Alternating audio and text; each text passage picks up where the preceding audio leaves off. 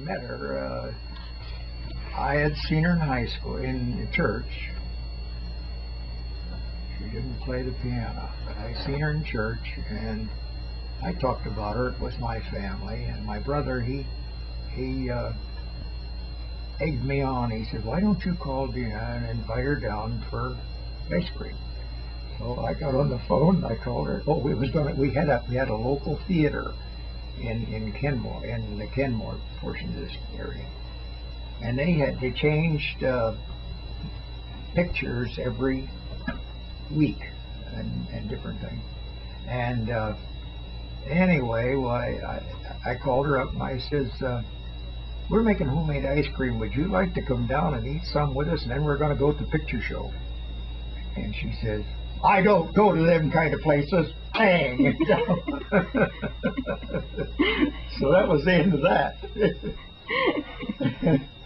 And then I don't remember.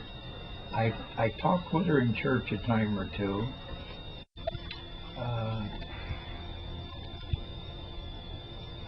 Anyway, she said, "Well, my mom kind of wanted me to be real careful about what we went to see." She says, "Nobody ever told me I couldn't go to a picture show." And so we dated. She still had a year of high school. And anyway, I think we dated I know we dated for that next year.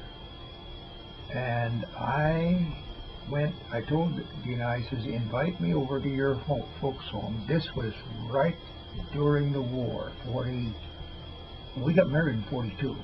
So it would have been 38 or 40.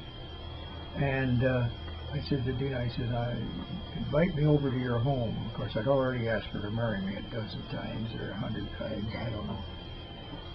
But anyway, she did, and we did. Mr. Smith, Charlie, and Ona. Ona was the mother. They invited me over and they had mashed potatoes, and he'd buy his mashed potatoes about 100 pounds, and they'd last him all winter. And he told us later on, he says, "You know, I hated them potatoes, but he says, I wanted you kids to eat them, so I let on like I liked them. Boy, I liked them." And he told us that he wanted he had two girls, Ona and Leona. No, Dina and Leona. Ona was his wife, and Leona was the oldest girl, and then Dina. But anyway, while we was sitting there eating, I said, "Well, Dina and I want to get married." And I wanted to talk to you folks about it, but I says, but anyway, we talked some, and Charlie, he says, "John," he says, "with this war like it is, they'd already been in the war, part of it, but anyway," he says, "you better take a little time and think it over." And I forget now, I believe that I made the statement to him, "Well, sir, we've already thought it over for, I want to say 4 years. I think we courted about 4 years. Yeah, I think this is right anyway." But I said, "We've already courted for about 4 years. I'm sure that was a figure 8. Anyway, he said, "Well, you better take a little time and think it over." And I said, "Well, we'd like to get married at our church, but I don't remember now just how the conversation ended, but I said, "Well, we want to get married, and if you don't give us permission to do it in our church," I said, "we may run off and get married." I told him, so this was right out. I said, we may run off and get married." "Well," he says, "I think Dina respects her parents." I said, "She respects her parents, and she respects what you've done for her, but," I said, "she's going with me." And my brother had just overhauled an automobile. I can't tell you the make of it, but it was an odd breed automobile.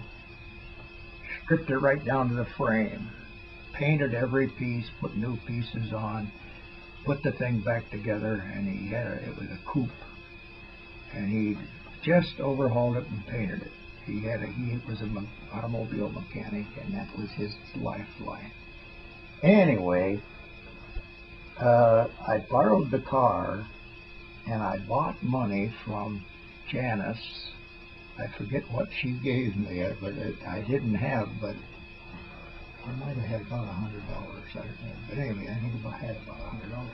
But I borrowed money from Janice, and I borrowed the car, and I told Dina, now she was working at the telephone company, split shift. She'd go in early in the morning and come home at 10 o'clock or something, and then she'd go in at 3 and come home at 5 or something. And I said, now you tell your mother that you've got to go to work early. And she did, and I drove in, and we was a block off the main road where the streetcar run up and down from Barberton to Akron. And her dad and mother lived one block down there. He went down this street and made one house here and went into their driveway. It was the second house over. And I waited for her up the other. Oh, and we lived up here on the alley. There was the main road, and then there was an alley. We was living in this house up here, and I waited there for her. No, I didn't. I picked up her suitcase before. Her parents was gone, and I picked up her suitcase a day or two before, had it in the car. So I picked her up, and I took her to a little town a few miles out of there, and put her on a train and sent her to. It was the first town in Indiana. I won't remember. I may think of the name, but I drove her. I put her on the train in another town, and she went over the Ohio-Indiana border on the train. I didn't take her across the border because they could have got me for carrying a unmarried woman across the border. But I put her on the train, and we went over to this little town, and it poured the rain down. She got her. We got the license, and I forget, we had to. I think we got a blood test or something. But anyway, it poured the rain down, and then the sun was on. And when we got our license, the woman says, "Happy is the woman happy is the bride that the sun shines on." And the sun came out, boy, it was just and she dropped her corsage, she dropped it, fell off and fell in the mud puddle, not in the mud puddle, but just in the water puddle. And didn't spoil it. So we took it, and we went to the Church of Christ there in Angola, Indiana. It was a little town just across the line in Indiana. And didn't even we were illegally living together all of our life. We never had anybody as witnesses. The preacher and Dean and I. Wow. I don't know whether it was illegal or not. We always said, well, we wasn't legally married. We didn't have no witnesses. But anyway, and then just in a very short time, I was drafted. Well, it wasn't too long. It had to be longer because Joan was coming along there someplace.